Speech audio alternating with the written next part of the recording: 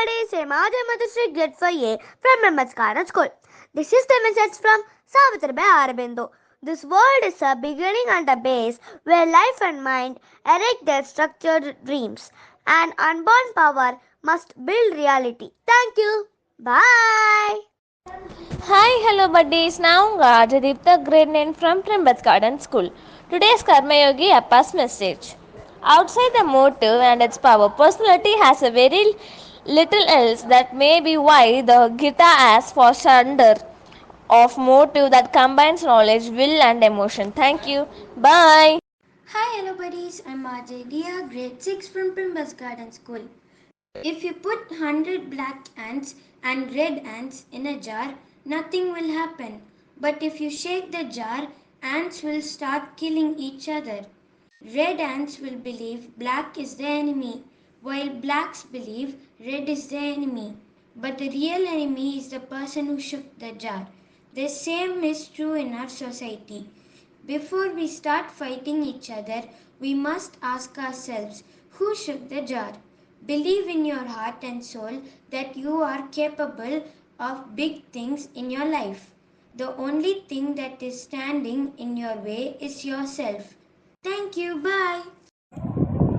அனைவருக்கும் வணக்கம். நான் கற்பகம் ராஜேஷ், பிரைம்பர்ட்ஸ் கார்டன் பள்ளியிலேருந்து பேசுகிறேன். இன்றைக்கி நாம் ஒரு குட்டி கதை கேட்க போகிறோம். ஒரு சினிமா நடிகை ஒருத்தவங்க இருக்காங்க. அவங்களோட ஒரு படம் ரிலீஸ் ஆகுது. அந்த படம் வந்து கொஞ்சம் சுமாராக அந்தளவுக்கு ஹிட் ஆகலை, ஃப்ளாப் ஆகிடுச்சு. அவங்க வந்து சரியாக நடிக்கலை அப்படின்னு சொல்லிட்டு அந்த புக்கிலலாம் விமர்சனம் எழுதுவாங்க இல்லையா, கிரிட்டிசைஸ் பண்ணி எழுதுகிறவங்க வந்து அவங்க நல்லாவே நடிக்கலை அப்படின்ற மாதிரி ரொம்ப ஒஸ்ட்டாக எழுதிட்டாங்க. உடனே இந்த நடிகை என்ன பண்ணுறாங்க, கோவப்பட்டு அந்த பத்திரிக்கை ஆஃபீஸ்க்கு ஃபோன் பண்ணி அந்த ரிப்போர்ட்டர், சீஃப் ரிப்போர்ட்டர் அவங்கக்கிட்ட வந்து செம்ம கற்றுறாங்க. டென்ஷனில் ஏற்கனவே படம் போலன்னு வேறு டென்ஷன், இப்போ இப்படி வேறு எழுதியிருக்காங்க, அது எப்படி நீங்கள் என்ன இப்படியே எழுதுவீங்க, யார் அது எழுதுனது, நான் பார்க்கணும் வைக்கணும்னு சொல்லிட்டு செம்மையாக சண்டை போடுறாங்க.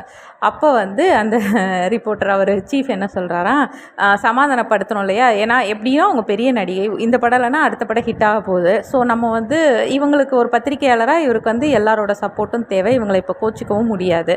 ஸோ அதனால் அவர் வந்து என்ன சொல்கிறாரா, அவங்க பேசும்போது ரொம்ப அமைதியாக எல்லாத்தையும் கேட்டுட்டு, சரிங்க, எங்கள் தப்பு எங்கள் மேலே தான். அந்த ரிப்போர்ட்டர் வந்து அவர் வந்து எப்போவுமே அவர் வந்து அப்படி தான், எது சொன்னாலும் கேட்க மாட்டார், அவர் இஷ்டத்துக்கு தான் பண்ணுவார், எது எழுதுறதுனே அவருக்கு தெரியாது, மக்கள் என்ன பேசுகிறாங்களோ அதை அப்படியே அவர் எழுதிடுவார், அதனால தாங்க இந்த தப்பு நடந்துருச்சு, இனிமேல் நடக்காமல் நான் பார்த்துக்கிறேங்க, தப்பு எங்கள் சைடு அப்படின்னு சொல்லிட்டு சமாதானப்படுத்தி அந்த நடிகனை, சரி நீங்கள் இவ்வளோ தூரம் என்னை கன்வின்ஸ் பண்ணுறதுனால நான் வந்து அமைதியாக இருக்கேன், இல்லைன்னா நடக்கிறதே வேறு அப்படின்னு சொல்லிட்டு சமாதானம் ஆகிட்டு ஃபோன் வச்சிடுறாங்களாம். இப்போ இதை நீங்கள் நல்லா கவனிச்சிங்கன்னா, அந்த ரிப்போர்ட்டர் சொன்னதும் இந்த சீஃப் சொன்னதும் ஒரே இது தான். மக்கள் என்ன பேசுகிறாங்களோ அதை வந்து அவர் அப்படியே எழுதிட்டார் அப்படின்னு சொல்லி அந்த சீஃப் சொல்லியிருக்காரு. பட் அந்த ரிப்போர்ட்டர் வந்து அப்படி எழுதுனதுனால தான் அந்த நடிகைக்கு வந்து கோவம் வந்தது. பட் அந்த சொன்ன விதம்னு ஒன்று இருக்குது இல்லைங்களா, அந்த ஒரு அமைதியான ஒரு தொனியில் அவங்களுக்கு புரிகிற மாதிரி, ஏதோ கோவப்படாத மாதிரி அவங்கள சமாதானப்படுத்தி அவங்கள பேசுகிறத கேட்டுட்டு அதுக்கப்புறமா இந்த பதில் சொன்னோன்னே இந்த நடிகை வந்து மனசு மாறி சரியாயிட்டாங்க. ஸோ எந்த ஒரு விஷயத்தையும் நம்ம எந்த விதத்தில் வந்து கன்வே பண்ணுறோம் அப்படின்றது வந்து ரொம்ப முக்கியம். ஒருத்தவங்க கோவமாக பேசும்போது நம்மளும் கோவப்பட்டுட்டு அந்த கோவத்தை நம்மளும் உள்வாங்கி நம்ம வந்து ப்ரொஜெக்ட் பண்ணோன்னா அது வந்து நாளைப்பின்னா நமக்கு தான் வந்து தப்பாக முடியும். ஸோ எந்த இடத்துலையும் அமைதியாக நிதானமாக இருந்து சொல்ல வேண்டிய விஷயத்தை முறையான விதத்தில் சொன்னோன்னா எல்லாமே நல்லபடியாக நடக்கும். நெக்ஸ்ட் ஒரு குட்டி கதையில் மீட் பண்ணுறேன். நன்றி, வணக்கம். Hi, hello buddies. I am Ajay Jaishan from Primbats Garden. Tomorrow's special Constitution's Day, observed on November 26th, marks the anniversary of adoptions of the India Constitution in 1949. This day is tribute to the framers of Constitution, particularly Dr. B.R. Ambedkar, who is often referred to as the architect of Indian Constitution. It serves a reminder of values, principles, and visions that the Constitution. The Indian Constitution is not just a legal document, it's become the country's democratic ethos. The laws down the framework for the political principles, procedures, and power of government institutions, and it guarantees fundamental rights and duties to its citizens.